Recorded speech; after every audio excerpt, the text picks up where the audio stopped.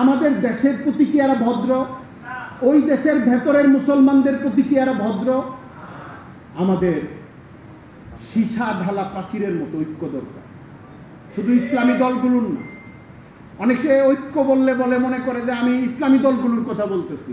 এটা আমার এজেন্ডা না, আমি ইসলামী রাজনীতি মানে কোনো দলে ঢুকে করি না। এই জন্যে আমার কথা হলো, যেই মানুষটা মনে করে আমি মুসলিম, অনেক ভুল ত্রুটি হয় আমাদের, এমনকি আকীদার ভুল ত্রুটিও হয়।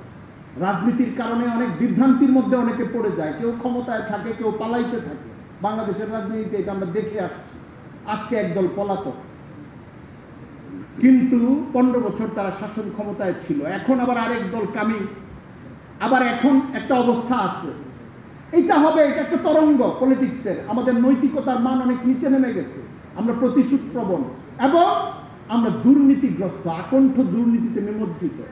আমার বয়সে আমি তো 20 বছর 25 বছর আগে 1000 কোটি টাকা দুর্নীতি কথাটা শুনিই নাই। আমি 1000 কোটি যে একটা টাকা হয়, এটা যে আলাদা করে গোনা যায়, এটার যে একটা আলাদা হিসাব রাখতে হয়, এটাই শুনি নাই 25-30 বছর আগে। এখন শুনি আদার দোকানদার, ময়দার দোকানদার, পিয়ন সাহেব, উনিও হাজার হাজার কোটি টাকা লুটপাট করে নিয়ে চলে গেছে। কত অবক্ষয় হয়েছে আমাদের। মানে লুটপাটটা 100 কোটি টাকার না। 100 কোটি টাকা শুনলে আগে খারাপ থেকে পড়ে যেতাম, যে 100 কোটি টাকা দুর্নীতি করছে, মানে কত বড় ব্যাপার। এখন আপনি দেখেন, কেউ যদি বলে যিনি বিশাল দুর্নীতিবাজ, কত করছে, 750 কোটি টাকা দুর্নীতি করছে, আপনার মনটাই খারাপ হয়ে যাবে। মনে হবে যে এটা কি কথা বলে, এটা কোনো নিউজ হইল? 750 কোটি টাকার দুর্নীতি। 5000 কোটি টাকা, 50,000 কোটি টাকা, 20,000 কোটি টাকা ব্যাংক থেকে বের করে নিয়ে গেছে। কোন কোম্পানির নামে গেছে কোম্পানি নিজেও জানেন।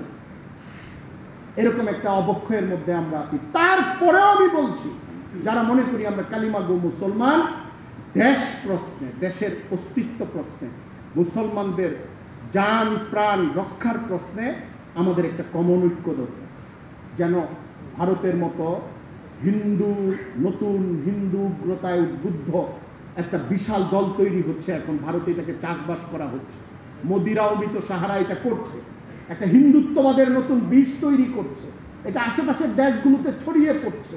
আমরা যদি সচেতন না হই, গাজার দিকে তাকিয়ে তো কাঁদছি, নিজেদের ব্যাপারে যদি সচেতন না হই, এই বর্ধিত ক্রমবর্ধমান এই বিষ বৃক্ষ যেটা বড় হচ্ছে, আমাদের আগামী প্রজন্মের ঘাড়ের মধ্যে মটকে ধরে কিনা, আমাদের আগামী প্রজন্মের বাচ্চাদেরকে কেন তুমি লা ইলাহা ইল্লাল্লাহ বলছো, কেন তুমি জয় শ্রীরাম বলছো না, এটা বলে ঝাঁপিয়ে পড়ে কিনা, এটা এই প্রশ্নটা, এই আশঙ্কাটা থেকে যাবে।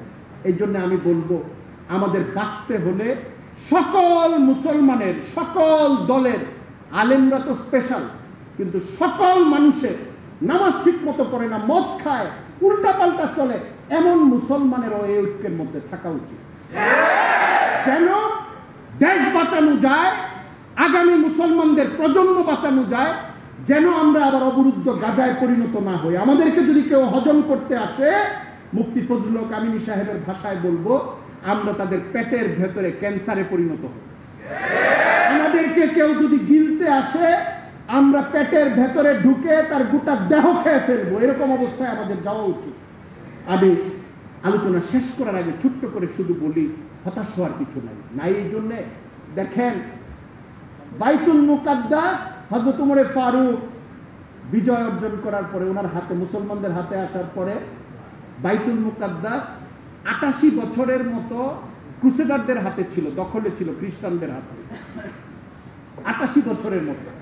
1099 থেকে 1187 খ্রিস্টাব্দ, 1099 থেকে 1187 খ্রিস্টাব্দ, এই 88 বছর বাইতুল মুকাদ্দাস ঘোড়ার আস্তাবল ছিল, গির্জা ছিল, খ্রিস্টানরা দখল করে নিয়েছিল।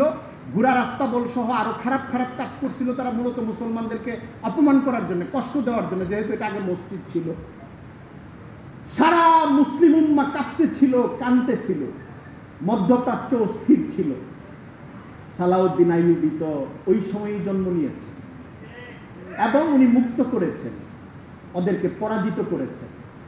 সময় খারাপ গেলেই যোগ্য মানুষ তৈরি হবে না, সময় খারাপ গেলেই প্রতিরোধের নায়ক তৈরি হবে না, সময় খারাপ